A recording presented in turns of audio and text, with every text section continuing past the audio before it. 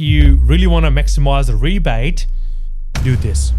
What's Amazon Energy's process to go, yep, we're going to select that battery?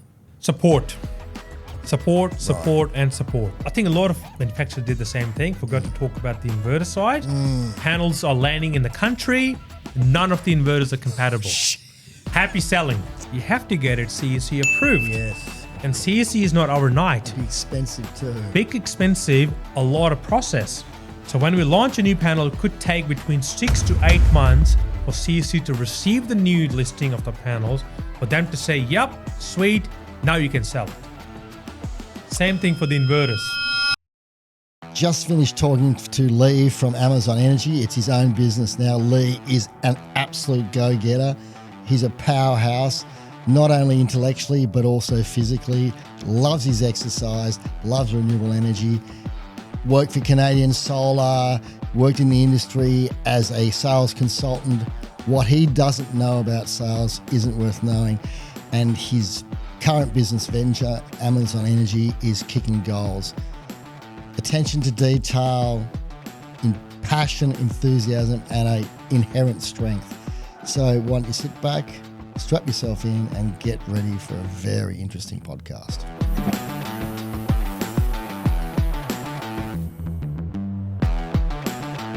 So Lee, let's start off like we've all started off, growing up. You know, you mentioned off camera that you went to an international school, and that's why I couldn't pick your accent. Can you sort of talk about how you grew up, where you grew up, and what happened in your childhood? You know, nothing too stressful. I was going to start reminding what has happened. Look, like I mentioned, we are grown up in Dubai, grown up pretty much Middle Eastern, and of course in the international school, which is where I got this interesting / weird accent. I get the feedback from. My missus still calls it weird, which is all mixed bag of, like I said, Americans, English, Australians, so all the kids growing up. And when you're international, you don't really have a typical accent. It's more about mixed bag of South African, whatever you call that. So that's what I normally get as a feedback. Was this primary school, or are we talking high school? I'm talking about primary school, Wow. primary international school. Wow. Yeah. What is this, because your parents were... Correct, yeah. So my parents, my dad is from Pakistan, basically. So he moved to Dubai when I was quite little. So that's where I sort of grown up. And of course, that's where I went to school, and hence schooling in Dubai. You mentioned the pronunciation of your name before, Faisal. Is that a Pakistani name? It is a Pakistani / Middle Eastern name, very famous name. So the bit of a background on my name, basically. Please. My dad picked up that name. At the time when I was born, it was the King of Saudi Arabia's name. Oh, royalty. Nice. Middle Eastern. Wow. So there's a bit of a funny, a meaning of the name as well, which means the people who makes decision. Wow. Effectively leader. Yeah, wow. So that was the king at the time, hence my dad picked up the name, and hence it's a powerful name. It is a very powerful name, yep. Are you one of those people who believe that names do play a role? 100%. Yeah, me too. Yeah, even my son's name is very relative to my name. So we'd name him Kian. Kian Ali, which is what my actual real name is, which we'll go in a bit of a detail as well. His name is also someone with authority / a old ruler. Yeah, wow. Yeah. So Kian's got a bit of Irish. They call it Kian. And of course, Kian is also Middle Eastern / Pakistani, which means a ruler, old ancient ruler. I've heard people who have had, been born with a certain name, as in given a name at birth, and their life hasn't gone very well, and they've changed their names and their life has got better. So it's quite a fascinating area, isn't it? It is, yeah. One of my cousins, typical story we just mentioned, she had a name. Things wasn't working out. When she was 16 or 17, they changed the name, and literally a different life how she was till 16. Wow. It's unbelievable. How do you think that I don't know. It's probably the energy and the mindset. Because when you're not happy with what you have, and when you change it, it's just like back load off you, and you're just like a free spirit to go and do what you want to do. That's my understanding. Could be something else, but that's how she was when she was till 16 growing up with us. And now she's like totally different person. Now, we're sort of not talking about renewable energy, but we're talking about some pretty interesting stuff. I'll ask you this question. Do you believe that you can sort of create your own reality a bit? I believe so. Yeah, me too. It's such an interesting area. And when you delve a bit deeper, it actually goes into a bit of quantum physics and all of this stuff. We could have a whole podcast based on that particular concept, actually. But okay. So you're at primary school at this international school, developing a combination accent. It would have would it be fair to say that you learned some pretty valuable skills in regards to getting on with lots of different people? 100%. Like international school, like I said, everyone comes from a different culture, different way of living, different confidence, and everything else was different. For me, picking up, obviously going to their homes, having lunches and dinners with them, meeting up with their parents, and they're talking about where they're from, how they grow up, and how the culture was within their family. For me, that was like fascinating. It's like a book which you can't read. It's only you can get it from the experience. I don't think many kids have gone through what I've gone through, like growing up differently. So again, going to some Aussie's house as my mate, they already know. Now I'm here, I know talking to them and the family, like how Australia was before I even get here. Yeah, that makes a lot of sense. You know what I'm saying? So it was pretty fascinating growing up in that way. And of course, the skills and values you pick up in Dubai, because again, everyone comes from different background. Everyone have a different lifestyle and how they approach things. So for me, learning from a different angles and working with different nationalities, even working with locals at the time, it was amazing experience, like which has helped me a lot to what I'm currently doing in here in the country. It sounds like you genuinely like people, and I'll be careful saying that because people go, "What do you mean? What you don't?" There are people out there who don't like people. What I mean is, you actually like and understand the human condition by the sound of it. Is that a correct, fair assessment? It is. It's also called sales too. So I was going to say, yeah, that's good for sales, isn't it? It is. So pretty much most of my life, I've been in the sales. I love sales. I love, again, talking to people, finding solutions, and really being trusted in their life, you know, asking sometimes random question like what your passion is. What do you like? I've been ended up with meetings where we haven't chatted about the business and we've been talking about our personal stuff. And we always found a lot of common grounds which could be talking for hours. Like I tried to minimize my meeting, but some of the customers are like, all right, we'll talk business later. Lee, you're here. Let's talk politics. And we've been talking politics for like hours. I'm like, hang on, I think I need to move on. So it's some of those discussions I had. Interestingly, one of the customers I visited in Healesville, which has been referred by another fella up in Port C, which I've done a big solar system for him. He referred me to other customers. Very interesting fella, loves talking sports, loves talking cars, loves talking off-road and boats. And we literally discussed maybe 2-3 minutes about the solar and batteries. I love it. An hour and a half, his missus made me a coffee and we're just talking boats, cars, off-road stuff. That's really and Mrs. good. like, are you guys even going to talk about the battery? That's great. Can you just fill me in what's going on here? So anyway, this was it's just interest of me, just having chat with people, always finding about what the interests are. And deals been coming through pretty much. Business is about relationships, isn't it? Yeah. It's about relationships with your customers, with your suppliers, whoever you deal with. And people want to do business. I mean, there's a financial thing, of course, but they want to do business with people they actually like. Don't you reckon? Relate with too. Yeah, exactly. If you're just going to be walking, this is what when I run a weekly sales training for my team, I always say is be relatable. Because if you're going to come, if someone calls me today and say, hey, Lee, I got this and this service I want you to buy, and then trying to wrap up and close the call, 9 out of 10 I'll say, send me an email and I will look at it, which means not interested. That's the code, is it? All right? Yeah, nice.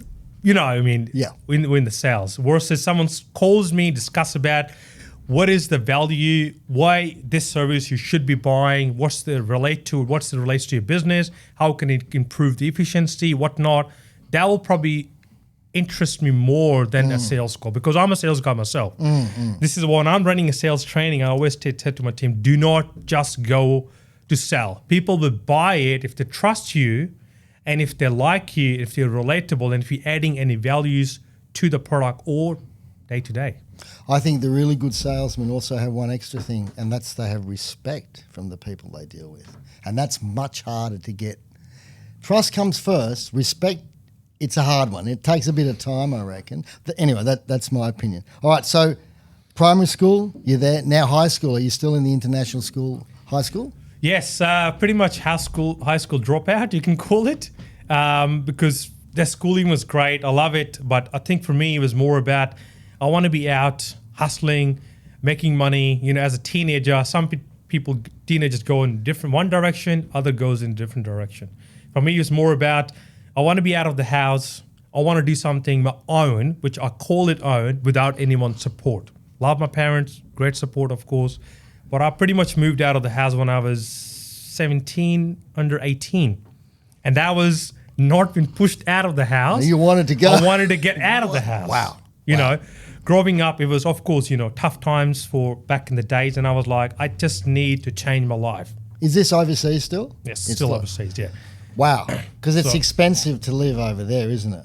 Very expensive, yeah. How did you... You know, when you traditional parents, like only one parent is working, which is the dad is always the breadwinner in the family, and you have 4 brothers plus 1 mom, 5 people relying on you plus everything else, it was tough times. Wow. So for me, when I see that struggle in the family and everything else, I was like, I want to live a different life. I want to live the life which I can create something myself, which I can be proud of, which I can pass it on to my generation, that this is how I did it. Very interesting. Do you I ask this question of all the guests. That independence and that desire to do something for yourself, is that nature or is it nurture? Bit of both. Who in your family was similar to you in that respect? It's a very interesting question, because none of my family members in that, I mean, other than my dad, he was a bit of a hustler, you can call it. All my brothers are pretty relaxed. Like, they were just happy the way things were going. Like, for me, it was like, no, I think I can do more. There's more out there. Like, why just be relaxed and be lazy with what's been given? Aren't you curious what's out there? Aren't you want to live and see the world and see what else is out there?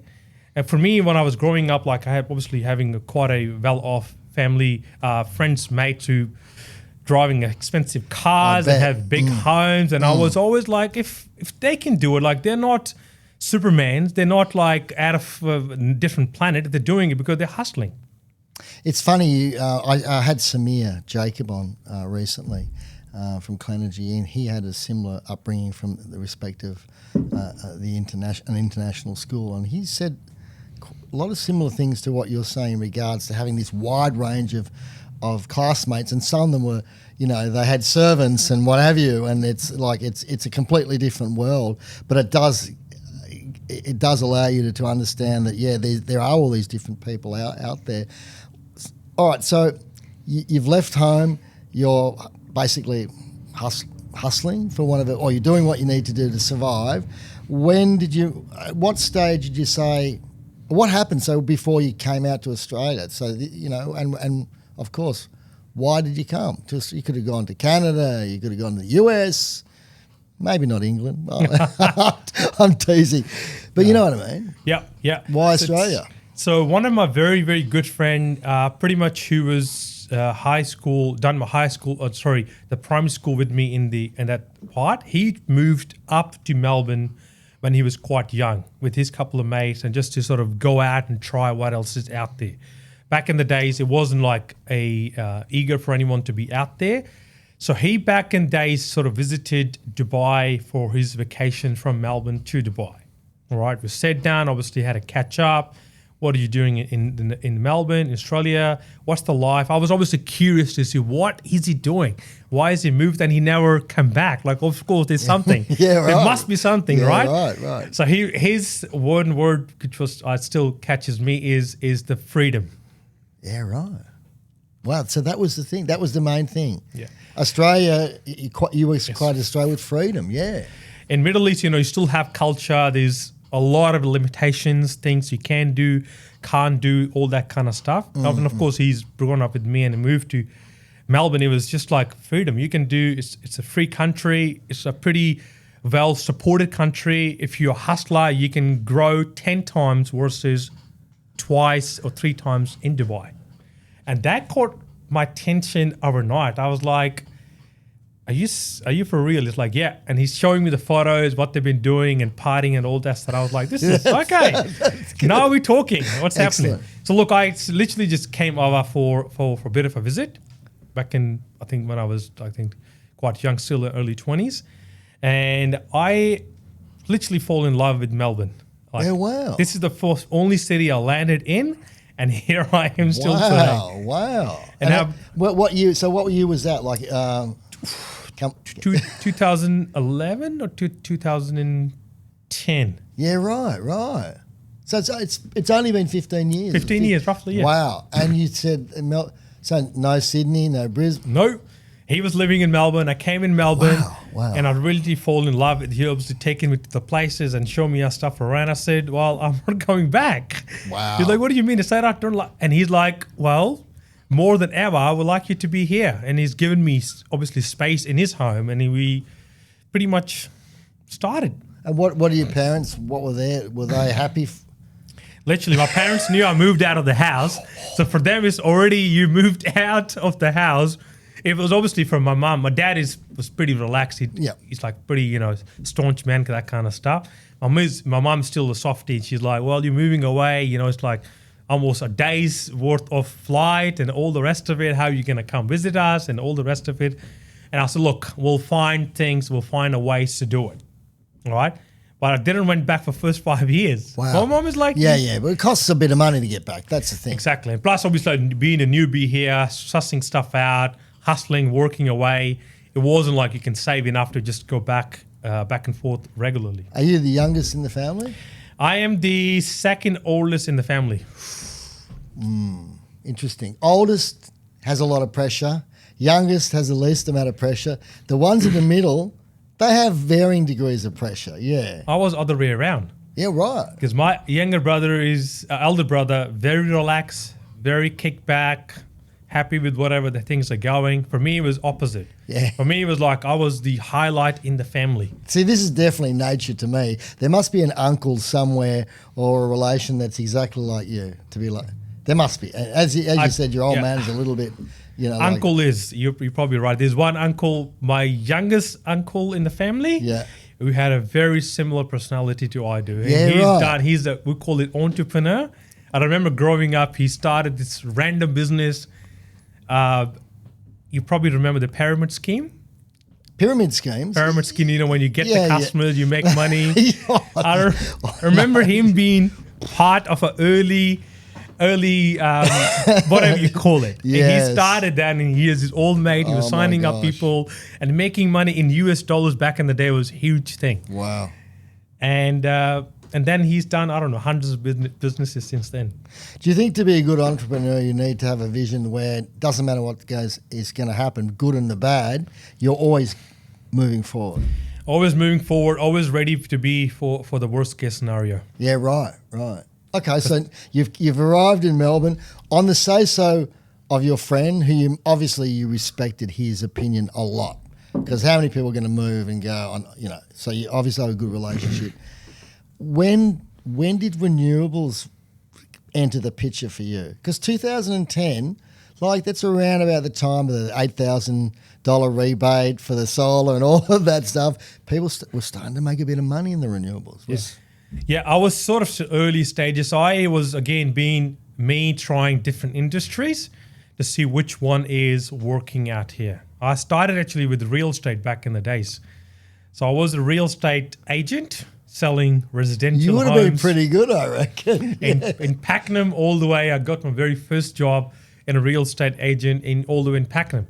So selling properties around Pakenham, Kooyarap, Officer, Berwick, and those areas, knocking on the doors to get listings. Wow. So literally knocking on pretty much 50 to 60 homes per day 4 days a week trying to get new listings. That's hard. Hard.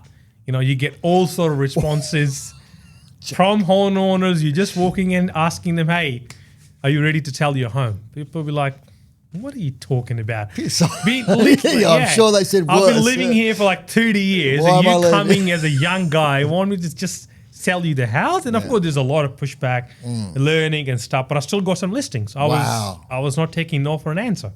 Why did you leave the real estate industry? I would You can say, make good money there, can't you? You can make pretty good money. look, it was good money. It was, for me, I think one of the things which pushed back or sort of turned me off was the culture within the real estate industry. Maybe it was the people I was working in or the company I was working at the time, which sort of set me back. Within your colleagues, people are trying to cut you off, taking your listing, which you work for 6 to 8 months, and someone's just going to come from the back and just, before you know, your listing's gone. You've been Steal working. it from you? Really? I didn't realise it was like that. There's a lot of that happened. That's and cutthroat. really cutthroat. And the people who was done to me were people sitting next desk to me on a daily basis. Smiling at you every day. Literally. Well, yeah, I'm not even kidding. Like smiling at you every day. And you heard from the third colleague, hang on, Lee, your listing 123 Street is, by the way, with the other guy. Hang on a sec. What are you talking about? He's like, have you got any the contract signed? No, but we're pretty close to signing contract. No, he went and he's offered something and he's got the stealing. Don't mention my name. Don't mention me. And you're just looking at it, you're like, okay. It's awkward. It's weird. It's pretty cutthroat. Part of you really wants to go like this, don't you? Let's face it. That's what I would do. I mean, that's what I would think to do, but we live in a civilized society. Pretty much, exactly. Wow. So I literally just got up one day on Friday. I remember at 2 p.m. I was like, that's enough. I can't do it anymore. Walk into the director's office. I'm done. Wow. It's like, what do you mean? You got so many listings. I said, give it to the colleagues. People who are greedy, they probably deserve it more than me. I left it and I walked off. Yeah. Never looked back. It gets to a certain point, doesn't it, where you have to make a decision at certain times of your life like that. Yeah. 100%, yeah. Then I joined a energy sort of retailer where I was doing the same door-to-door with commercial energy sector. So similar to the big guys out there who's selling energy, but it was a smaller guy who was just focusing on selling energy power to commercial businesses across Victoria. So doing the same thing, business to business. Energy broking. There was retailer essentially. Right. So a retailer selling energy to businesses only. So again, my role was door to door, going business to business, asking them to change from their ABC energy retailer to us. Yeah, right. Okay, now I can see where the renewables come in because I can see this progression. So obviously sales being a common theme. You go on a real estate agent, then you're working with an energy retailer, and you start to go, oh wow, this is interesting. This is very interesting. Yeah, correct. Yeah. So it was that's where obviously I go to sort of work and learning about the energy, and of course I did quite a good numbers in that stage, and obviously been progressive within the role, and the company couldn't survive for whatever reason, and then we had another sort of interesting meeting with another C&I company, who was quite well known in Melbourne at the time, doing a lot of C&I solar projects within Victoria, and I think we've done other parts as well. Then I met one of the directors of the company at that time in one of the catch-ups, the business owners sort of catch-up, and he offered me the role. It's like, we're looking to grow into C&I market, and I can see you could be a good fit. Who was, can you say the company? Prana Energy. Oh, Prana? We have a relationship. We have a relationship with Prana as well. Yeah. Wow. Yeah, there you go. So Prana Energy. I was one of the last team leader before I moved to Canadian Solar. So I worked for Prana Energy for a number of years. Great. Selling. They were a great company. Yeah. Good people too. Good people. We've got a couple working here. I know. Yeah. I remember that. And I remember Greenwood being an installer for us back in the Prana Energy days. Yeah. Wow. So I used to work with Jared Conroy. Yes, yeah, well, legend. Yeah, he's a good man too. He's a good man. Yeah. Wow. There you go. So we were talking off camera before how disgustingly small this industry is, and after a while, everyone knows everyone. And wow, so Prana, I didn't realise. Yeah. So didn't do my research. Didn't see Prana. So there you go. So a lot Wow. of we've been working with Prana, and of course, the management change didn't add up with the values and the way I operate. So I left the Prana, and Canadian Solar opportunity was waiting for me. Now, I remember you mentioned this Chinese manufacturing company. Did that come after Canadian, didn't it? Canadian is Chinese company. Oh, so that's who. Okay, so Canadian Solar, for those who don't know, and that's correct for the maybe people not in the renewable energy industry, is a huge panel manufacturer, and they've been around for quite a long time. Yeah, they've been around for a while. Yeah. Yeah. So people always think Canadian Solar is a Canadian company, which helped a lot me selling the panel without explaining it's a Chinese company. But company originated from Toronto. Yep. A Chinese fellow went to Toronto back in 1995 or 1998, started the company back there, and then of course is grown internationally. But it is essentially a Chinese Canadian company. Most 70-80% of the products or panels are made in China. And what was your role at Canadian? So I was the national sales manager of Canadian Solar. Wow. And that's where you met. Obviously, you worked with Hayden just before you went to, South Africa. The Canadian, they've been they were very reputable, and they still are. They're one of the ones who have been around, as I said, with like Trina and well, Q-Cells are no more, but they're one of the older panel manufacturers. They are, so they've seen all these changes. So you're dealing with one product. That must be hard, though. Is it hard to be a sales manager for a single product? Very much. Can you expand on that a little bit? Because I've always thought that was the case, but I've never really asked anyone about that. No. So, of course, as you know, Canadian Solar only had one product, only panels and panels only, different kind of panels, but it was still the panels. And, of course, having a very strong competitors such as Jinko, bigger company, Trina, bigger company, bit more reputable. Because I think Canadian Solar came in Australia 2010, 2011. I think that's where sort of Hayden sort of started as a country manager back in the days. Yeah, wow. So still sort of relatively new company, and still having a very strong competitors like such as Canadian, Jinko and Trina. It was hard. It was definitely hard. Of course, you're going to have to find some niche of customers who still want to buy your product. Yeah. So that's where your salesmanship come into game. That how are you going to find that niche? Are you going to go knock on the couple of doors and say, hey, you should buy Canadian versus what are you buying currently? And these are the values and these are the reason you should be buying Canadian Solar. So it was hard slog for the first 6 months, just building a base and see why people, who've been buying Trinas and other panels for a number of years, to you knocking on the door and saying, hey, come buy Canadian Solar. So what's the approach you use when, let's face it, those major panels are very close in price in regards to cents per watt? What are the differences the advantages that you convey to the customer? Name. The first was the name, pretty much. So wow. Yeah, wow. So I was having a meeting with their salespeople who go and sell panels and products to the customer. I say, you don't have to explain stuff to you're using Canadian Solar panel. It was funny, look, it's that people used to still think that it's a Canadian-made panels. They fill in the blanks in their head. Yeah. The salespeople not really explaining as much. Hey, customer, we're going to give you sun-grow inverter with Canadian panels for X price. What are you currently buying through? Oh, sure, okay. Let's talk about that for a second. And again, the other part which I really focused on was the service part of it. Yeah, right. And Canadian was selling through, they weren't selling direct at that stage, or they were? We were selling.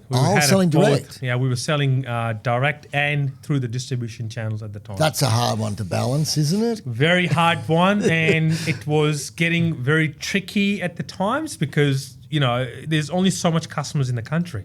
That's right. Especially talking about the legacy customers like those big retailers or, the CNI companies, and when you're trying to go approach them directly versus your distribution salespeople are doing the same, selling your panels. Lee, if you'd moved to the US, you would have had a bigger market. I tell you, this is the thing, isn't it? Well, people forget that we have I think we've hit 27, 28 million. I don't know. Roughly, but compared to America, which is over 300 million, straight away you sell to 5% of the market. You're making a lot. You sell to 5% of the Australian market, not as much because there's bugger all people. But anyway, you came to Australia, and I'm glad you did, because otherwise we wouldn't be having this conversation. So that how I found with panels, though, the loyalty from an installer perspective, they're more loyal to inverters than they are to panels, because it's like, oh, are you tier 1? Yeah, tick. Price per watt is that? Fine, I buy. That must be really. I know I'm going on, but that must be the hardest sell. If you 100%. It was for them. Panel people were considered as a commodity. Like, it was hard to differentiate within the product.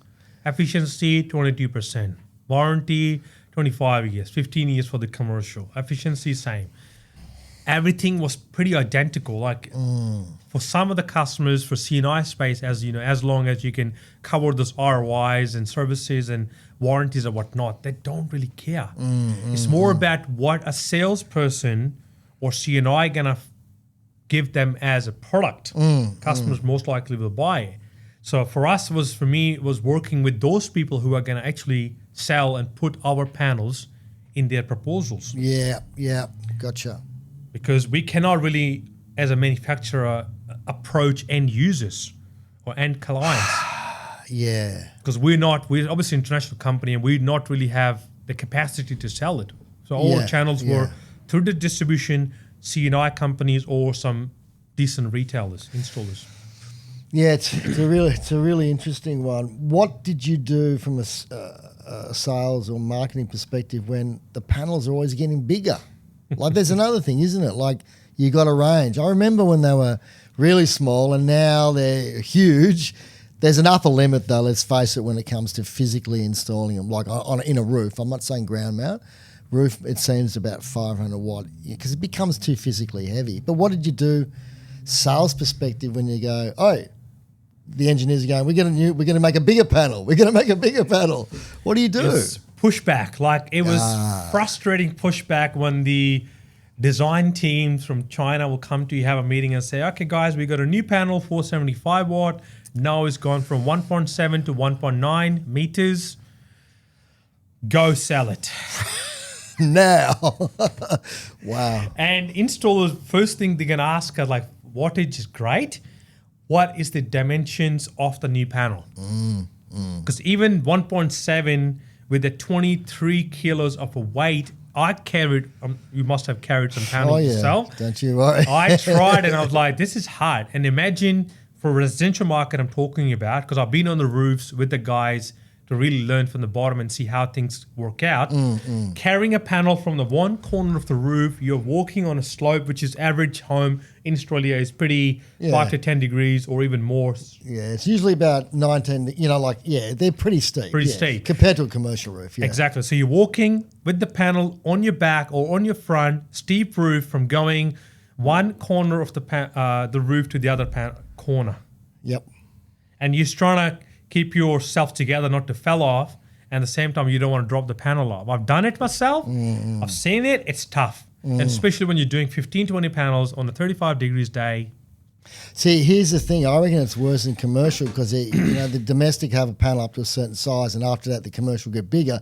And the commercial, yes, it's a flatter roof, 5-7 degrees, but sometimes if you haven't thought about it properly, or you're not craning panels onto the roof, they have to walk 50, 60, even more, like this, hundreds of times. I've done a few projects commercial, and I've been on the roofs as well. And guys carrying it from where the scissor lift ends to where the panels are going. Imagine doing that for 100 panels. Yep, that's right. You ache, no matter how fit you are, you ache at the end of the day. 100%. So for us, it was always a feedback, hey, don't make them heavier, don't make them larger to where you are. But the challenging part was, if you're adding more cells to it, of course, to add more efficiency, it's going to go bigger. Yep. So it was always a battle between us and the design team and the engineers in saying, what do you want us to do? We're trying our best to fit into all the cells, give you more efficiency, trying to keep the same footprint. It's not possible. And then the weight going even heavier, and the people are literally just like, double glass, great panel, love it. What's the weight? 25 kilos. Opa. Yes. Not interested. I'll stick with Jinko. It's a really good point. And then you've also got the thing of the rail manufacturers being Clenergy, Sunlock, Schletter, Antai, etc., going, oh, we're designing our most popular rail for these size width panel. Now they're making them wider or whatever. Oh, we have to change that. So did you ever sort of have conversations with them going? 100%. Not only the railing guys, also the inverter guys. Of course. Because more efficiency, more voltage. You've probably seen the period, obviously when I was in Canadian Solar, a lot of inverters were still certain capacity they can take on the panels. And then when we had the new panels guys forget to talk to inverter guys and say, we're putting on the new voltage, new efficiencies to it. That's right. Catch up with us. And we had a lag where a lot of new panels were dumped in the warehouses. No inverter was compatible with those with panels. And me running around with Goodby guys, SunGrow guys, saying, hey guys, what's happening? They're like, where is the heads up? Where's the communication? Wow. So I reckon their relationship between the inverter guys and the panel guys is probably more important than the relationship with the panel guys and the rail guys. Because the rail guys can go, I make the aluminium longer.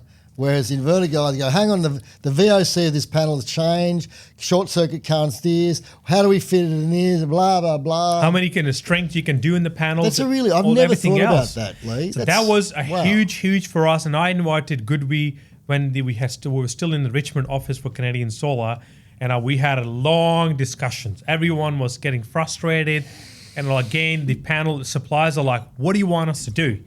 Your panels, or I think a lot of manufacturers did the same thing, forgot to talk about the inverter side. Panels are landing in the country. None of the inverters are compatible. Happy selling. You know something, as human beings, we think we're smart, but sometimes when you just don't think of those little things or they're not obvious, stuff like this can happen. Yeah. And still we have a shortage of the old stock because we are bringing on the new stock, and only old stock can fit with the panels or the inverters available in the market.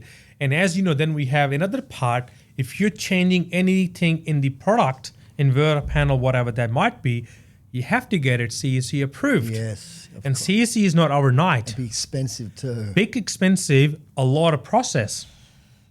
Jeez. So when we launch a new panel, it could take between 6 to 8 months for CEC to receive the new listing of the panels, for them to say, yep, sweet, now you can sell it. Same thing for the inverters. And then you have to throw in the fact that when you're bringing these panels over, what size they are in regards to the container. That's another thing. How many they can fit in that 40-foot container. Oh, my gosh. So they have to keep in mind that obviously if you're making a larger panel, which means going to be less panel fitting in the container, which means more expensive for the logistics side.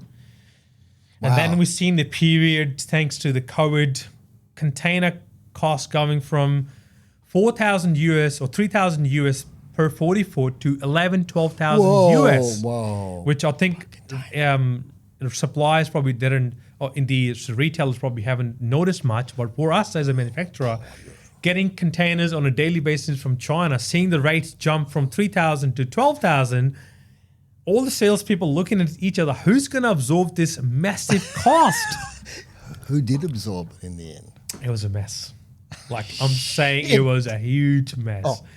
Like when you have, and it was fluctuating like a stock market. Oh no, crypto. Literally like a crypto, because in China they are pretty strong. All the logistics, massive. I'm talking about big logistic companies. They control a huge market, and they push the pricing and you have to take it. Otherwise, you cannot not going to get the stock delivered from China to here. So for us, if a salespeople, when you see a pricing 12,000, who's going to take the cost? Mr. Customer. Yeah. Mr. Customer is like, are you kidding? Why would I take this cost? So then there was a lot of back and forth with the HQs to say, what are we doing with these things? At least at that time with COVID, all the panel manufacturers and distributors would have had the same issue though with the container pricing. That's at least glass half full approach to that. Hence, we've seen the price going up to 60 or even 65 cents AUD per watt for a 440 watt panels. I'm talking P-type. Jeez. I didn't swear. I just said jeez. Wow. And I sold the panels at 65 up to 70 cents AUD per watt. Pretty much take it or leave it basis. And now people are complaining for 14, 15 cents? Get out of here. Yeah, like, you kidding? It's so hard to make money on panels. I've known that for many years. And I just, my hat off to anyone who makes money. They must be bloody good at what they do. We were not. We used to get a sheet because HQ, when we used to have a meeting with the head in general, you can tell you the whole stories. You can get the cost, making, logistics, handling, everything else. When the panel lands in, they will give you a landing cost. And of course, as a company, you want to put on the margin to sell it. At the time, some point, you're just selling it at cost because when the panel lands in, the clock start ticking. That's another thing. Right. Because you have 3PL warehouses. For the listeners who don't know what that means, can you give a quick... So 3PL is third-party logistics. Yep. So anytime Chinese manufacturer brings in the container from that country, from China, they have to keep the stock in the third-party logistic to supply to their retailers or suppliers in general. Right. Unless they're getting it FOB, free on board, directly from the China, or CIF, which is cost, insurance, and freight, directly delivered to a certain port. Most of our customers were doing it as a landing stock in the 3PL, and they will buy the containers from us locally. Very interesting. So once you have stock landed in the 3PL, the clock start ticking because then the HQ have a light on you on a regular basis. Guys, that 10 containers landed last month, what has been cleared out? Because 3PL, third-party logistic in Australia, is extremely expensive. They charge you per pallet stock in the warehouse. Because every square metre of their warehouse is worth X amount of money for them. That's exactly right. It's like Kmart. They do the same thing with their floor space. Yeah. Wow. Yeah. So then as a salespeople, you have a pressure to clear the stock. If it goes more than 30 days, then we are negative already. Wow. Remember, don't forget to like, comment, and subscribe to the channel. And, of course, subscribe to Greenwood Academy. Let's get stuck back into the podcast with Lee. I'm having a lot of fun in this one. After Canadian Solar, you've gone, you obviously said, that's enough. I've had enough of working for other people. It's about time. I'm going to put all my skills into creating my own business. Is that... Correct, yeah. Look, business was always one of the things I wanted to do as a growing up. And after Canadian, I had a little bit of transition for another small Chinese panel manufacturer. Right. Was that in Shine, which was great, interesting little experience I had, selling panels, competing with the bigger guys. All right, it was very challenging, and the way I operate and the values I normally like to add within the company was not really aligning with my values. So we have to separate part ways, and Amazon Energy is where things landed. So this is your own business. 100%. And I've got to ask about the name. I've got to ask. For Everyone obvious reasons. asks. Of course they do. Yeah. Look, Why? for me, of course, the obvious reason. Yep. For me, it was more about the Amazon jungle in South America. Right. Which is where the things normally start. So for me, as everyone probably knows this, that is the lung of our universe, which is where everything's getting filtered from, and pretty much we're breathing mostly because of the Amazon jungle being still around. But for me, that's been a very, very personal fascination within the jungle. No, I haven't been there yet, and I do have a plan to go there very, very soon. And that's where sort of my the main set was to say, well, that's where I want something to be a bit more obviously strong, international name with some values, with some background, and with some meaning, rather than just being Jimmy Solar or whatever. So it gets back to the name thing, doesn't it? The power of the name. And of course, because it is a helps powerful us. name. It is. Because people will conjure up either the company or the Amazon itself, which are both very powerful things. 100%. And we definitely get a lot of that mixed up sometime, which is in a way it's working well for us. Good, you know? good. It definitely adds that extra step in the company that is not like another Johnny Solar from the street. It does have a strong, powerful name because my plan for the company is to go international. Wow. Which we are already sort of working in the background. First is obviously going national, which we have achieved to quite a bit of a degree, like going nationally, like selling in other states like WA, Queensland, South Australia, New South Wales. So we're already doing that. Soon I'll be exploring Tasmania, small island of ours, of course a small market. And then my plans are for the company to move it to the international level since my second home is New Zealand, or I should say third home, yeah. Because my missus, she's a Kiwi. Wow. So now my plan is to have another branch of Amazon Energy in New Zealand for both North and South Island, doing something similar but in a different way, in a Kiwi style way. So how long has Amazon Energy been around? For how many years? So it's been around since I started the company when I was still sort of doing some other work around, because I had this obviously, thing in my background that I want to have my own little baby and let's grow it. So since 2001. 2001? Yeah. Well, you were way before Amazon Jeff Bezos then. That's a big thing. Wow. Because it is such a good name, and I did want to ask you about it. So when did it start actually becoming like... operating. Yeah. 2021, 2022. Yeah, right. And now you got quite a few employees, and can you just give us a background of what kind of bit are we talking about? Domestic? We're talking about commercial? We're talking just solar? We're talking batteries? What do you do? So I like to have a point of difference between us and what's out there currently. So we consider ourselves as a complete home electrification company. Right. So when we're walking in customers' door for residential or commercial, we talk everything electrical. So you're talking about a total energy management strategy kind of thing. That's correct. Please use that acronym when you can. I like it. It's really cool. So we're talking obviously, your solar batteries, your main products we talk about. Then we do also HVAC, heating and cooling, your EV chargers, and general electrical stuff around the house as well. All right. So if they want to move from point A, electrical stuff, from point B, of course, I got the full electricians team. They can do that as well. And as well as if customer is not happy with their ABC energy retailer, they say, well, hey, guys, can you get us a better rate from your own network? We do have partners we work with along.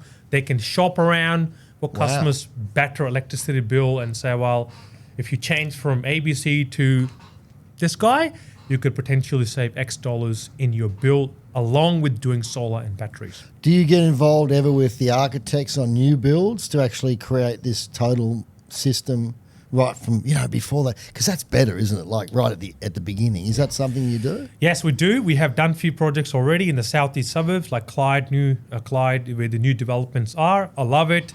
It's just depending on who we normally work with. It's the building industry is pretty interesting industry, and obviously going through some very interesting times. Yeah. So I like to make sure that I'm working with the right people who are following the same values and services we provide. So yes, we have done a few projects where we've done HVAC system, electrical stuff, added the solar, added the EV chargers and the batteries, and yes, we have done those as well. Can you take us through the process of, and we were talking about this off camera, how you would vet a particular product or service that's being offered. And let's start with batteries. There's domestic batteries. What's Lee's process? What's Amazon Energy's process to go, yep, we're going to select that battery? What's your process? Support, and support. Of course, product is one thing, because as you know, in batteries, there's way too many moving parts. Panels, set and forget most of the time. Batteries, not quite yet. Obviously, new batteries are coming in with a lot of moving parts and stuff. And for us, is also the other important stuff is, of course, after support and service, and also during the installation, how much time our guys are spending on a particular brand. Are they scratching their heads, getting frustrated and saying, Lee, why the heck have you given me these batteries? Don't ever give me these batteries. I bet that's happened before. Yeah. We have happened before. And I was like, okay, not more, because support was terrible, product was pretty average, and we'd been given as a trial. And I said, look, give it a try. Obviously, you learn from your lessons, which like any business owner does. We tried it, and my team, everyone's getting frustrated. Customers are not happy. Installers are like, why are you giving us? Don't ever do this, blah, blah, blah, that kind of basis. So we're like, okay, sweet. So for us now, I'm being very, very narrow to who I sell their products with. It seems like there can be false economy if, like as you said, you buy a product, it might be 10% cheaper than the competitors, but hang on a sec, shitty support, thing breaks down, hard to program, installers on site for twice as long, and then you all add it up and you go, hang on a sec, this is more expensive than the original option, the other option I was looking at. 100%. So we tested few things, which I don't generally like doing testing, but again, coming from some good, strong references, good mates, you can call it. Your own testing. Yeah, like testing means like, installing them and giving them a full crack. Yeah, good. And of course, talking to because I still try to visit customers' home, if it's within the area or on the way somewhere, to go and ask customers, Mr. Customer, Mr. John, we have installed a battery for you. How is your feedback? After a few months, of course. Tell us. That's really good. What do you love about this battery brand? What do you hate about it? Wow. And if customers are open, they're all about feedback, especially to me. So they'll be like, well, A, B, C, D, E, F, G, H. Okay, noted. Shall we keep pushing this product? Yes or no. There's some feedback I need to provide to the manufacturers or their support team to say, well, I don't think this is the right product for us. Wow. Because for us, if we're getting calls from frustrated customers, unhappy customers versus happy customers, it all becomes a bit of brand reputation for us. Yeah, and that definitely can be costly, can't it? Because credibility is so hard to achieve, isn't it? You have to put a lot of work in to get that confidence, and it can all come crashing down fairly quickly if there's, if something happens. It's a hard thing, isn't it? This is very hard. That's why not everyone's in business, because it's hard to be in business, isn't it? 100%, yeah. And also, there's new batteries, and batteries are all currently a buzzword in the market. Yes. Around Australia, of course, and a lot of new companies coming in just to sell batteries. Yes. A lot of these, man with a van guys starting installing batteries. And that's been quite challenging for us as a proper company who wants to sell a quality product with some services, with some decent pricing versus Jimmy with a man with a van can buy the battery and whack it on and disappear after 6 months when there's no rebates. So I call them rebates boomer. Rebate boomers, yeah. They come in, rebates guys, let's start a battery business. Let's install 200 batteries and let's get disappear when things do go wrong or the rebates drop. Because to me, it's very similar to what happened when the $8,000 rebate came out many years ago. It was just this massive boom of people putting up all these shitty panels, snail trails on the panels after a year and a half, in the bin, and the next year. There were some decent brands out there as well, but there was a lot of people, company going, hey, we can make money. And that's what's happening.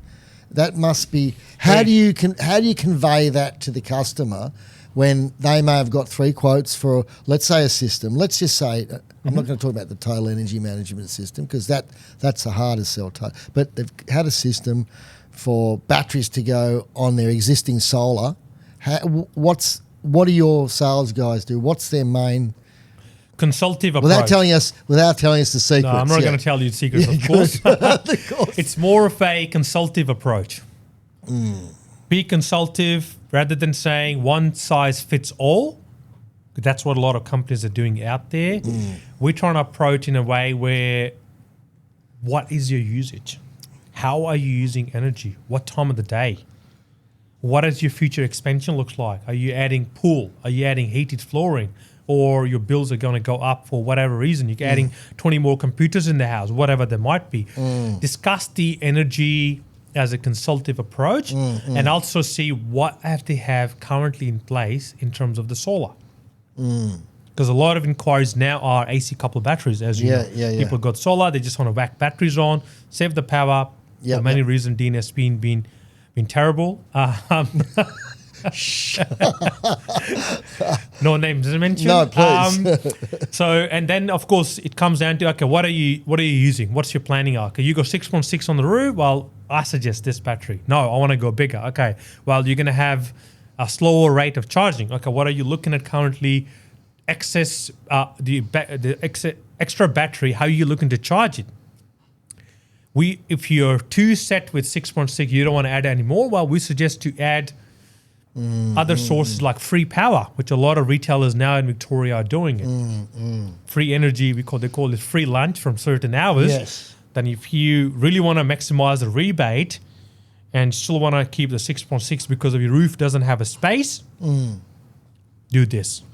Rather than coming to us and complaining that you're giving me 50 kilowatt hours battery and I got a 6.6 kilowatt, it's not charging. Well, you don't have enough solar on the roof, Mr. Customer. So we know, you and I know, hopefully you agree with me and disagree if you see fit, selling just a standard back grid connect system is a heck of a lot easier than when you introduce batteries. Batteries require certain technical knowledge. You have to know the difference between a kilowatt and a kilowatt hour. You have to understand charge and discharge rates and that intrinsic relationship between the renewable energy input, the grid, and the storage component. That's bloody hard. Yeah, it is. How do you get people, your salespeople? Do you train them up for this, or because this is hard stuff, Lee? This is hard. We train them because, again, coming from a manufacturer background, I know what's important. So we run training with the battery manufacturers. So let's say we're doing ABC battery. All right, I will say to the battery guys and say, run a training for my sales team. Let them ask you question, which are your frequently asked questions from the customers. Once they know your product, because every product is different, they have moving parts in the product with more, extra values or whatever there might be. Give them a rundown of what they should be saying from your product perspective. Again, kilowatt hours, charging, how long it's going to take, your percentage of the battery life after 10 years. All these questions are pretty common. So we normally run a training for our sales team from the battery manufacturers, tech support, and ask cross-questioning. So you're putting a lot into nurturing your human capital effectively, aren't you?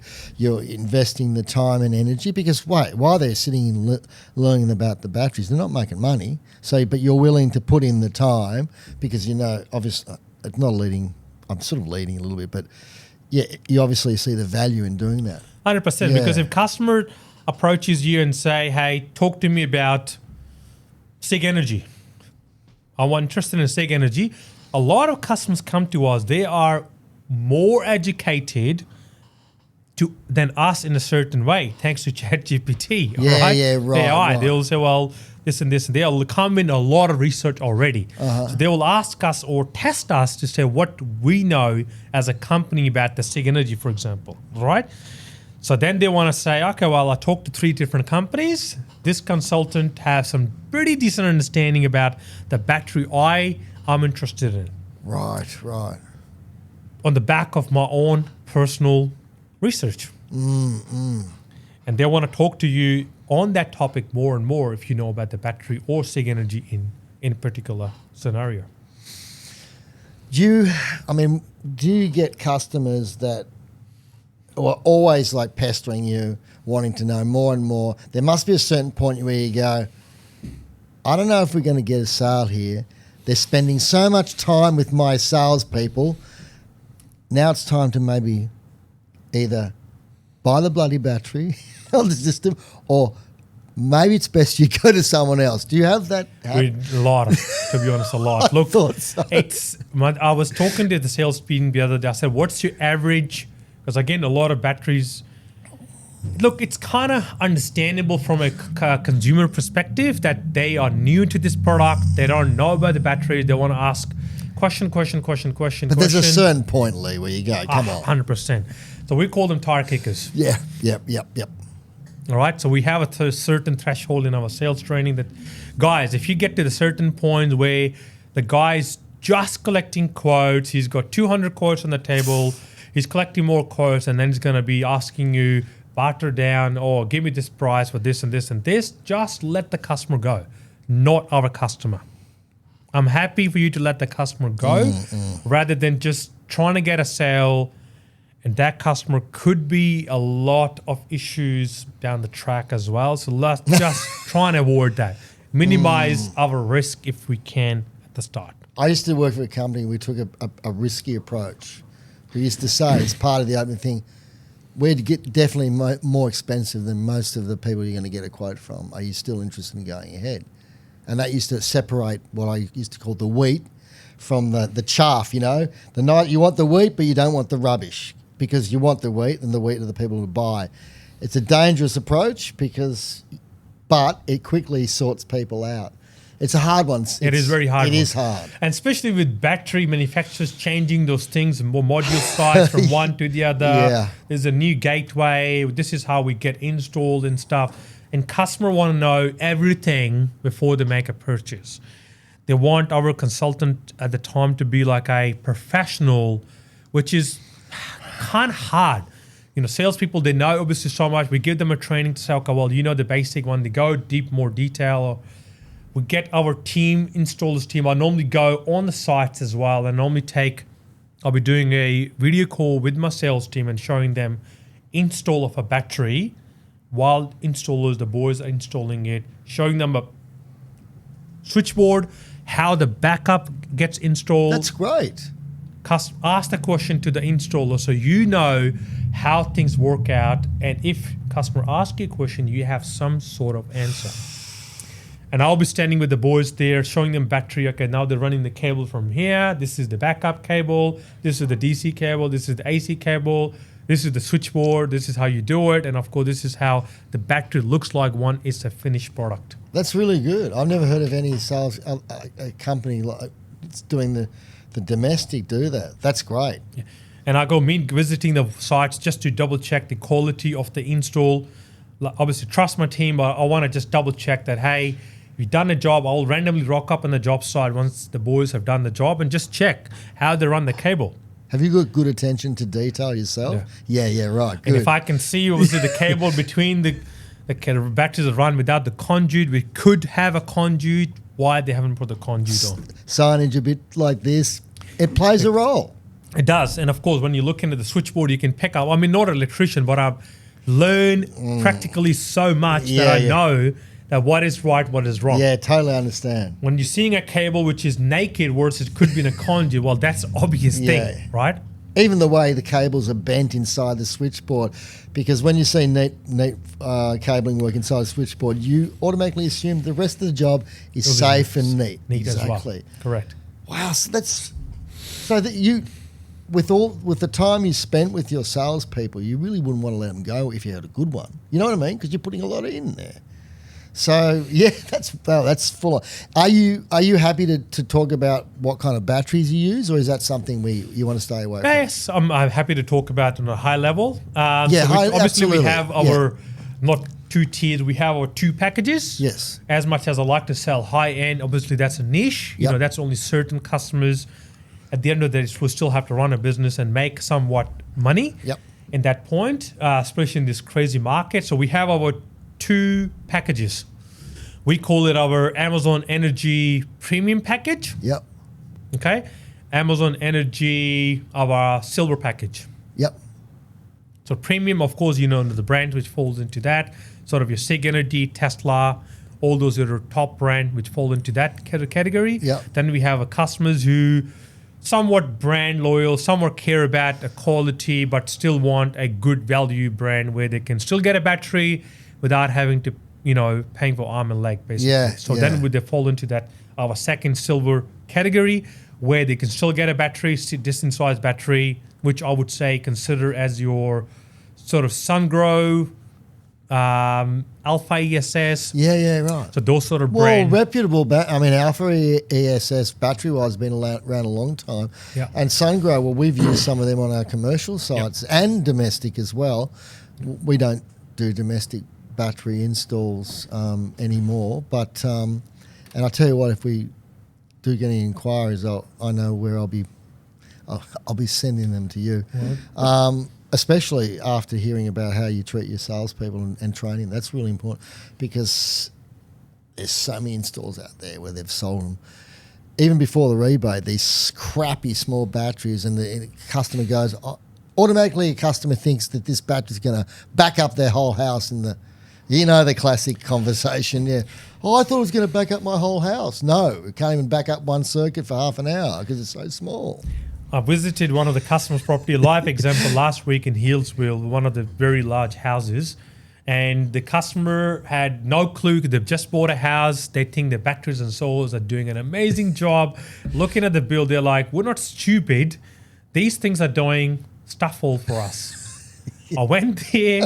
Sure enough, the batteries are still flickering that default lights. No. For how long had this been? They bought the house for 6 months.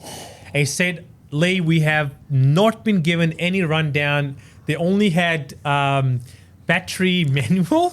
They said, why the heck are we going to do with the manual? All right. And no information been given. They have no owner's manual, nothing. They have no apps, nothing from the solar or the battery side. And they've been paying the heck a lot in the batteries and solar. And the last owner did a very interesting stuff. He put on a brand new batteries with a 15 years old solar panels. Beautiful house, massive house. They inherited this system. Nothing they didn't know. But they thought solar batteries, wow, but it's basically not working very well at all. The gentleman walked to me with the last 5 months bills. They're paying almost $400, $500 a month. Jeez. And they're just 2 people living in the house. They obviously got a pool and everything else going, but they have the massive air conditioning and stuff, which could offset some part of the air. Obviously, solar could offset it if they're running it in the daytime. Yeah. But again, the bottom line is the solar battery wasn't working. Like last company who was installed, obviously did a very interesting install. Interesting meaning shit. Yes, exactly. The bollard which was installed in front of the battery was not as per the compliance. Obviously, you need to keep some distance between the bollard and the battery. Yeah. So if in case the car hits it, that takes a bit of a load. Worse than the bollard had been installed next onto the battery. That bollard will be the cause of the fire. Jeez. And I shouldn't laugh. I'm sorry. I'm not. I don't mean to laugh. Oh my God. The father, which was very, very weird, because the last guy who the garage was turned into some sort of gym, and then they installed the batteries in the garage/gym, and the bollard only had 2 bolts on. And I can check the bollard. Oh no! And the guy was looking at me, is like, I didn't notice it. And we parked the cars there. I said, your bollard is moving and is installed. I can put my 2 fingers through and barely. So if car hits it, the bollard will obviously smash into it, and that for sure will catch a fire if the battery is fully charged on a nice and sunny day. Oh my gosh. So what did you do with this system? I said to my guys, he said, Lee, I know you must be laughing on it. Obviously that's the guy I was talking about. We're talking about boats and everything else. And he's like, you must be looking and seeing what the crap he installed this is. I said, yep. I said, if I'm touching the system, I'm going to take everything off because I'm not taking any responsibility of your current system. I'm going to take it off completely, start fresh. And funny enough, he said to me that we had a blackout a couple of weeks ago, and I tore the batteries supply power to home blackout. But there was no backup being installed with the batteries for blackout. Even a dedicated circuit? Nothing. No. And they're up in Healesville where they get blackouts quite often. And he was looking at me, it's like, we had 6 hours of no power, zero power. I have to run a generator. See, that's the thing, isn't it? Everyone assumes that a battery that's installed is got a backup functionality, but it's not the case. But as a consumer, you think battery, backup, yes, not. That's what you think. Exactly. Last thing you're going to get frustrated with, you have fully charged battery, you got a blackout in the street, and you can't even run your internet or the fridge.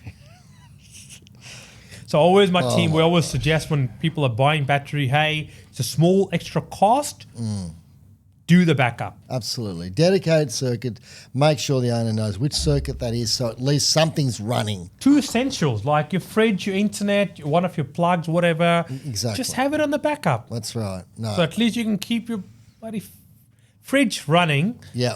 If there is a blackout, you're not going to get your food all thrown out, or your internet, which is kind of the essential part of your house.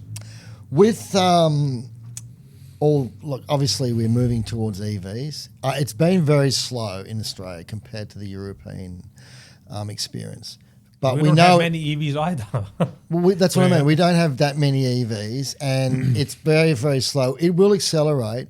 How do you see the whole battery design factor being when more EVs come onto the market and more people will be charging from the grid? I'm not talking about vehicle to grid. I think that's problematic.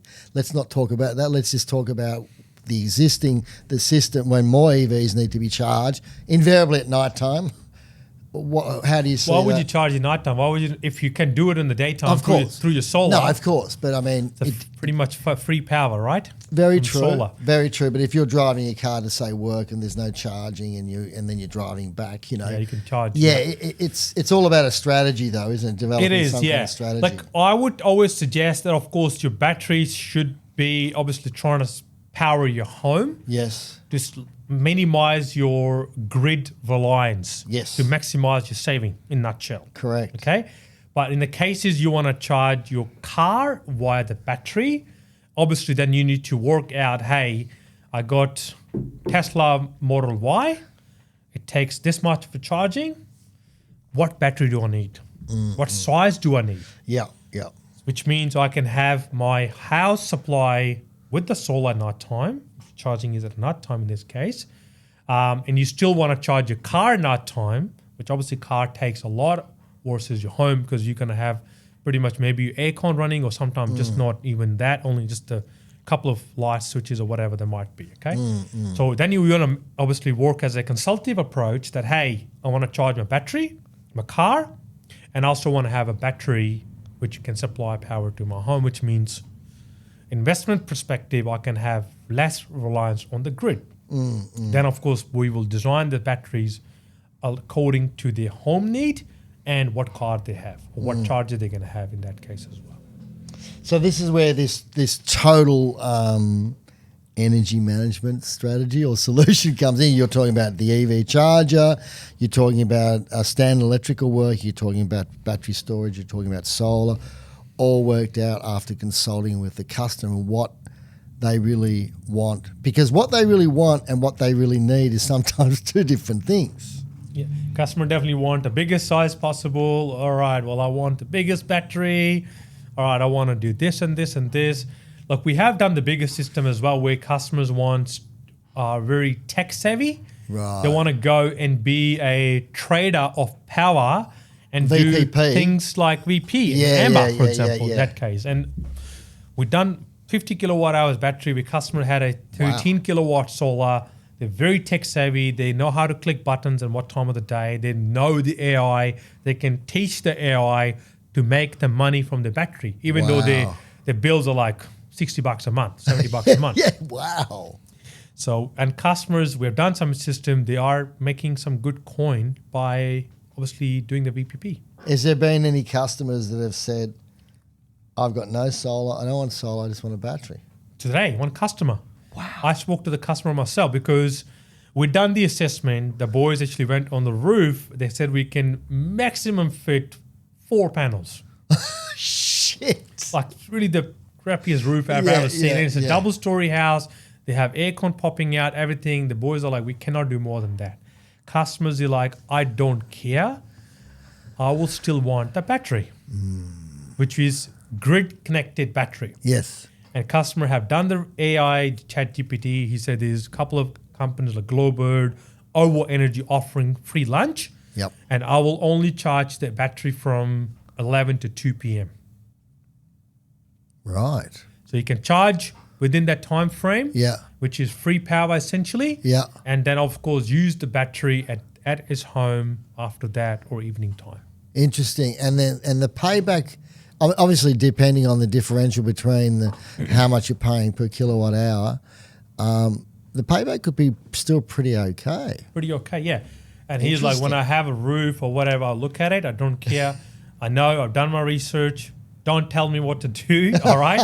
I know there's people, companies who are offering, and he also done research saying that, to me, I was talking to him this morning, that it's going to get essential in Victoria that every retailer should offer that free window of power. Well, they've certainly got an excess there with the amount of solar. And let's face it, when they start putting batteries in every domestic house, it puts a lot less stress on their decaying infrastructure. So the distributors are actually saving money because they don't have to replace stuff because you've got these batteries on the grid smoothing stuff out. Yeah, they're happy and not happy as well because they're not making money selling power to homes. Well, this is the thing that people have to remember. Like all these energy efficiency approaches, this, that, and the other. At the end of the day, they want to make money from selling you. They want to make money however they can. Have you noticed a lot of retailers now are bundling energy with the internet? Have you noticed that? Yeah, they are. Yeah, I know. It's interesting. What's your view on that? Look, everyone's moving to. They're also doing gas, internet bundle. Of course, we got an internet offer for some time. They were like, oh well, if you move from that provider to us, we can give you a full bundle deal, and we can give you internet, gas, and power at home with this price. Which for me, it's kind of a no-brainer. If they can give me a good package deal, and I'm only dealing with one company, one bill is coming through from our account, it's a good saving for the home. Why not? Look, I don't know. I think a lot of retailers are looking at diversifying the portfolio because they realize, well, there's not much money to be made in power. We can still cover up some from the internet, for example, or from the gas or whatever there might be. It's all about diversifying the portfolio to stay afloat and stay competitive. Yeah. Are you moving in, or do you do any commercial? Yeah. So is that I'll rephrase this. Is that a market that you prefer, or you're happy? Very much prefer. Yeah. You're talking my language. Yeah. We've done, of course, quite a few commercial, and me coming from Prana Energy, it's my background doing commercial. That's what I thought. And I had quite a bit of a pipeline back in the days from my own customers. And I personally love the meetings or the solutions for customers on the commercial basis, because for them it's more about the solution, ROIs, why they should do it, what's the cash flow look like, what's going to be, what my business energy looks like in the next few years, and we have our targets to achieve in terms of the CO2 reduction and whatnot for the companies, the a lot old of them project scope 1, 2, and 3, carbon accounting, all that stuff. As you know. So for me, that's a very different dialogue rather than talking to a residential customer whose focus is save me $200. Alrighty. But the catch is with the commercial, from the beginning conversation to the actual install can sometimes take a while. This is why you call it a pipeline. You can't just have two customers in your pipeline and say, John's going to drop in tomorrow, you're going to sign the deal. Very Again, true. coming from it, because I sold a lot of commercial back in the days, the timeline could be from 2 months up to 2 years. Very true. Very true. Where I have sold customers where they were in pipeline for nurturing them daily basis. That took 2 years or more to get the deal signed, a decent sized deal I'm talking about, versus 2 months. A minimum time frame, between 30 to 100 kilowatt is, I would say, month to 2 months. Because and as long as you go bigger into kilowatt and megawatt, the discussion changes from one business owner to a board meeting. Absolutely. To or at least the CFO. Yeah. CFO, accounting. That's right. CEO. Okay, well, John is not available for 2 months. He's going to come back and then we're going to put it through. And of course, there's a lot of those incomes into place. So for me, my focus is for this 2026, personally, because I love going to commercial meetings myself, it's going to be commercial and commercial only. That's the target I have. Decent targets for Australia-wide for Amazon Energy. That's really interesting, isn't it? Because with the commercial, financials number one, because they're looking at you going, hey, I can invest my money, more machinery, better marketing, more staff, or commercial solar system, Lee. Why should I go? And you go, you know something? The IRR is this, the ROI is that, the net present value is this, payback is this, and they go, let me look let me look at your spreadsheet. How have you worked this stuff out? 100%. I've done tons of meetings. It's, again, as you mentioned, on the spot. It's all about that figures. If they can put all the figures right, if they can make sense of it, if the cash flow is positive, all the rest of it, people will sign. People want to do it. Hey, do you like the maths of it? That kind of, because it is all maths, isn't it, when it comes to the money, how you work things out? 100%. Because I used to I still do it. Yeah. I normally will have a little diary of mine. I'll draw a 4, like a cross in the middle, and I will show them the current bill. Yeah. The bill after the solar and the payback. Yeah. Customer, they want to see the numbers first. I'll ask them, hey, show me your bill. This is what you're currently paying. Because I know with my experience, if you're working 9 to 5, average sunlight hours in Victoria, yada, yada, with this solar system, you could save X amount of money from your current power bill. But this is your monthly cash flow looks like.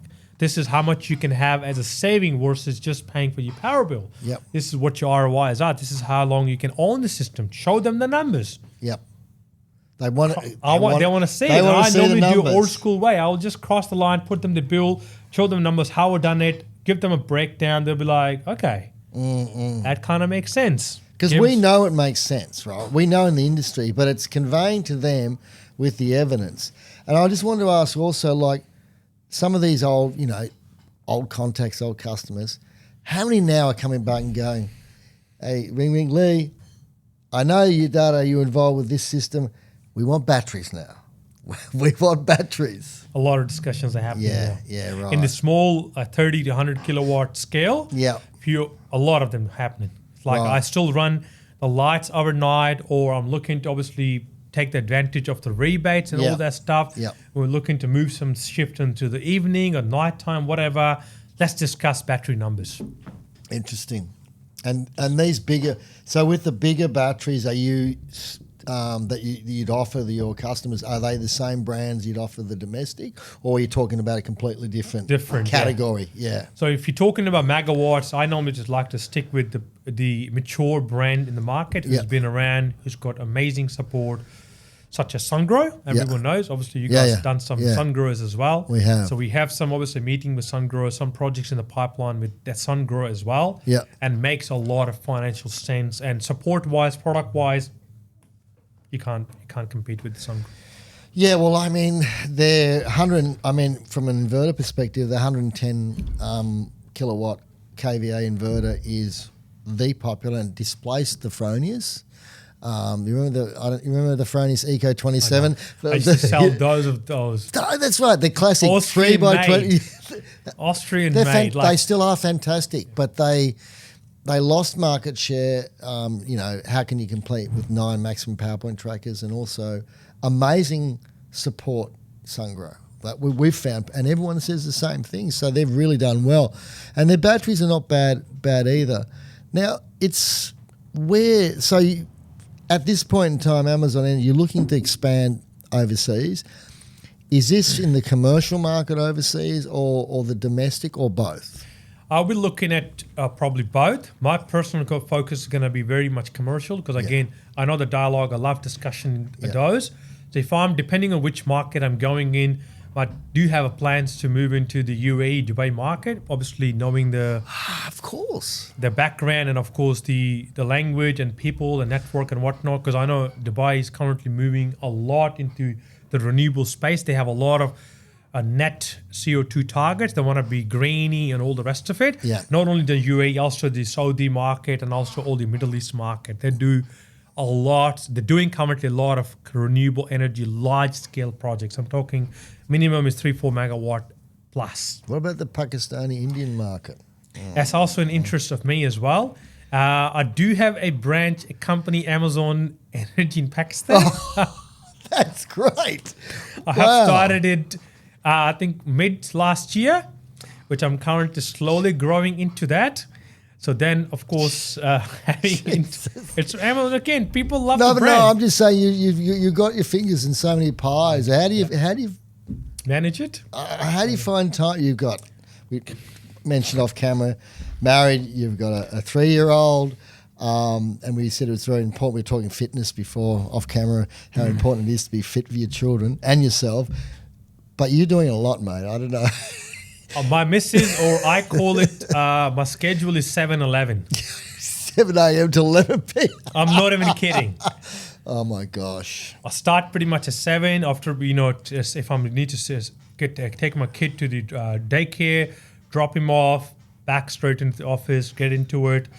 It's been very, very challenging. Like, of course, it's been very challenging. You want to spend your time with your missus after hours, and of course, you being a dad as well. Because I love my son. Of course, he's very energetic. I want to do all the things with him. If he's half as energetic as you, he's going to be a handful. Yes. I think he's a little bit more energy than me too. I'm truly trying to find what's the word? We had a discussion with the missus for this year that I will need to really, not slow down, but find some reliable people who could be my eyes and ears to a degree, finding people, obviously training them who I can train to be my second hand, whatever you call it, all right?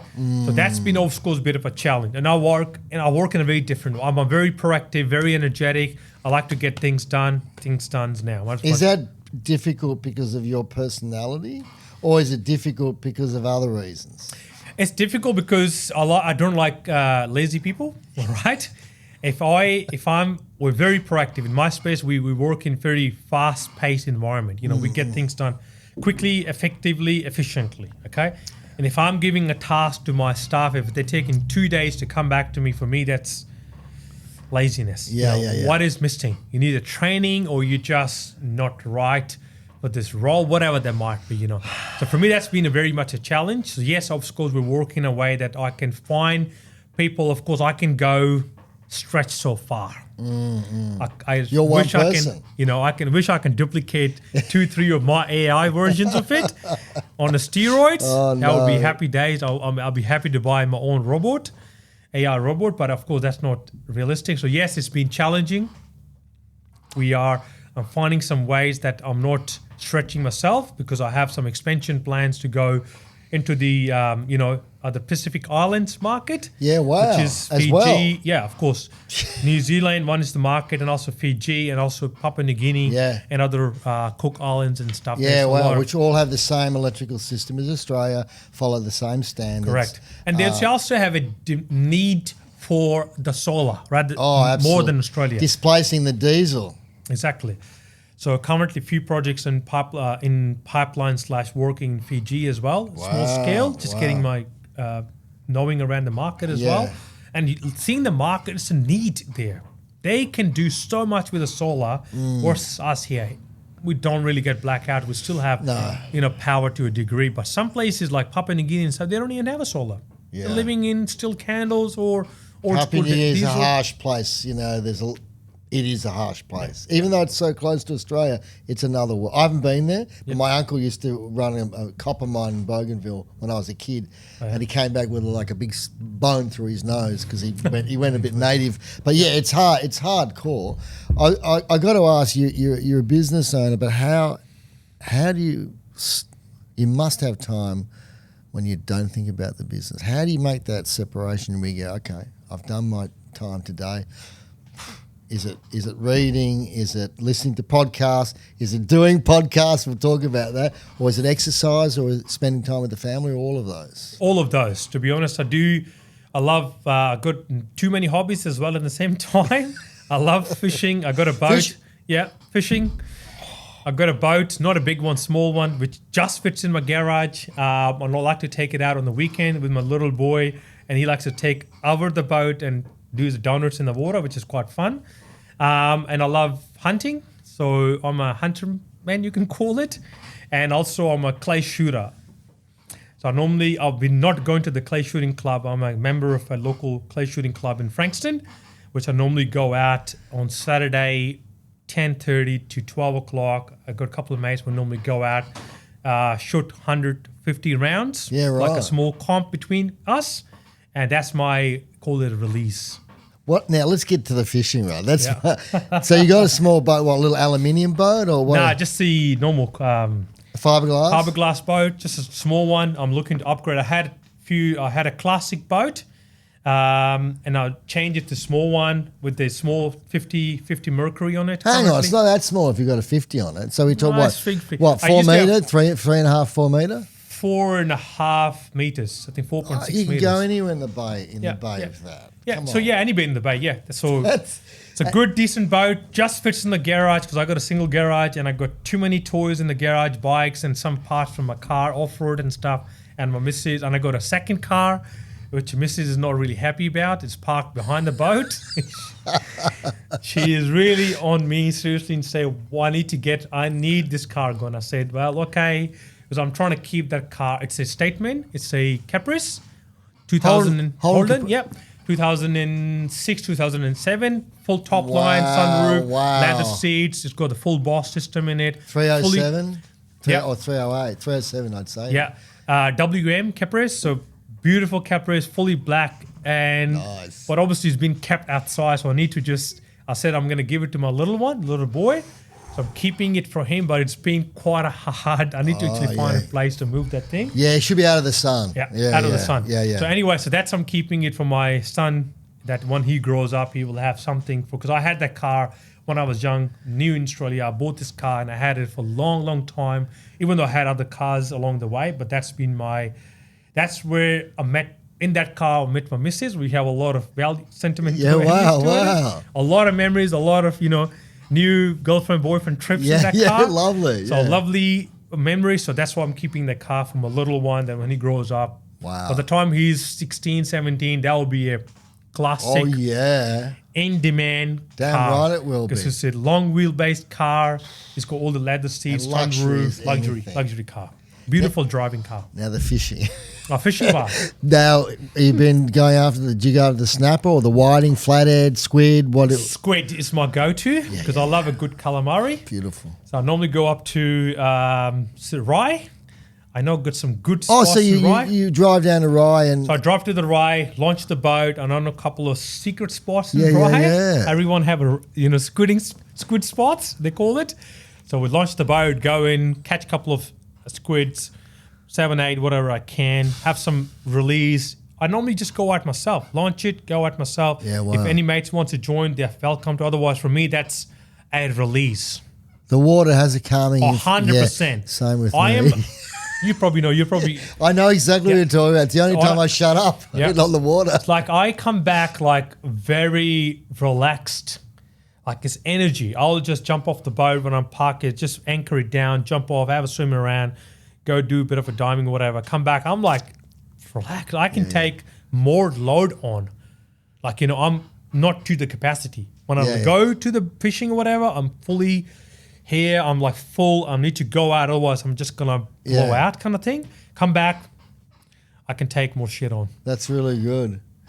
Fishing, it's one, And And I'm finding more mates to go out, do some huntings with me, like deer hunting, rabbits, and all the stuff. We have a lot of deer. I live in the Dandenong Ranges, up yeah? past Belgrave. And they have professional shooters come in once a year because the deer, I mean, they look beautiful, but they do so much damage to the bush. We have the big sandbars. Big. Oh, they're... About 3 weeks ago, I saw one. They're huge. We see them very regularly. Like the body's here to the wall. They're huge. big. Yeah, good meat though, isn't it? Venison. I've only had venison sausages. I've never actually had venison proper steak. You're like a venison. backstrap or something. Yeah. I've never had it. It's beautiful. I love a good venison steak. Like you cannot. It's obviously lean. Healthiest meat you can ever get. That's what they say, yeah. And obviously a very unique gamey steak, like a taste to it. And obviously you can't compare venison to any meat or any beef. Well, there's no hormones, no nothing. It's because they're eating, the proper food in the forest. I want to get back to your business. If people be listening out there going, Lee's business, Amazon Energy sounds amazing. What's the best way if they're interested in looking at a system or having a chat to you about a total energy management strategy? What's the best way? Website? What's your... 100%. So jump on our website, amazonenergy.com.au. We have a very dedicated free quote section. So we don't charge for the quote or consultation. Even you just here to have a chat around, just want to know what are the options out there, just looking at some pricing in that stage. Fill out the form for free quotes. Of course, just fill out your name, details, what are you after. And of course, you're going to get a call from one of our experienced consultant who will ask you all the basic question, what are you looking for, and offer you either advice or a proper customized proposal based on the information you're going to provide us. Excellent. There's so many more things we can talk about. I just looked at my list and we probably covered about 10%. But something I always say with the people I get on well with, there's always a chance for round two.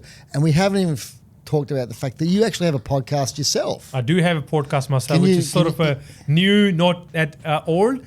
It's called The Energy Current. Yeah. So the whole reason why for me starting a podcast is basically getting into the bottom of why a particular brand is reliable in the country. Right. I've done so far for good for good reasons. Yeah. All right. For me, it's more me. I like to ask questions to the managing director of Goodwe. Tell us why Amazon Energy, first of all, should sell your product in the market. Wow. And an end user listening to it, what are the values or point of differences between Goodwe, ABC, or other XYZ batteries or inverter in the market. That's very honest. Okay. And obviously we have, in my podcast, obviously it goes to everyone, anyone and everyone can see it. Installers, homeowners, mum, dads, whatever in between that, uni students. And I like to ask them and say, give us a full rundown on why they should do it. And what are your supports like to the end user if things do go wrong? Excellent. I'm going to have a look. Actually, I'll look tomorrow because I didn't watch it. I knew you did a podcast, but I haven't watched it yet. So I'm gonna, and because I love that format where you're actually. So you're going to pretty high up in the company, like the good, and you're asking, hey, why the hell should we use your product? 100%. That's what you're saying. Yeah. And all of these guys, we've known each other, all the managing directors of Goodwe from Canadian Solar Days, alrighty, all the other guys in Sig Energy and whatnot, SunGrow, I've done it SunGrow as well, which currently editing as well, with the technical director of the SunGrow as well, which again can give us a more understanding of why their SunGrow product is, a bit more better than other products and whatnot, and support and whatever that looks like. And now I've got a few more lined up, depending on the time I have in the next couple of weeks, to a few of the guys we might see online, which again, similar concept, getting it really deep into the roots of why, because it's batteries buzzword, and I like to hit that buzzword of consumer can hear that why they should be buying it. And of course, that podcast is on our website. Yeah. So when customer looks at Amazon Energy, they can look at, okay, Amazon Energy is selling Goodwe, for example. let's watch the podcast. And a lot of customers have watched that podcast. That's great. And bought it for that particular reason. The power of the visual media is incredible. 100%. And also I have my blog page on our website. And again, going into the nitty gritty of what homeowners should know when they're buying a battery. Mate, Pros and cons, alrighty. Commercial solar, what's happening in the commercial? So I just put on one the other day, the new, WICS rebate, VECCS, Victorian Energy Upgrade Program, been introduced. Why commercial business owners should look at doing solar versus before. What are the differences? There's a whole 5-6 minutes of reading they can do before they make a decision. Wow, thanks so much, mate. It's actually been a real pleasure. And I'm really looking forward to hearing about what happens overseas, because after meeting you for the first time, you'll definitely achieve that. You've got unbelievable energy. So thanks very much, mate. That was great. That was Thanks. Really, no worries. Thank you for inviting me. My pleasure. Oh, that's really good.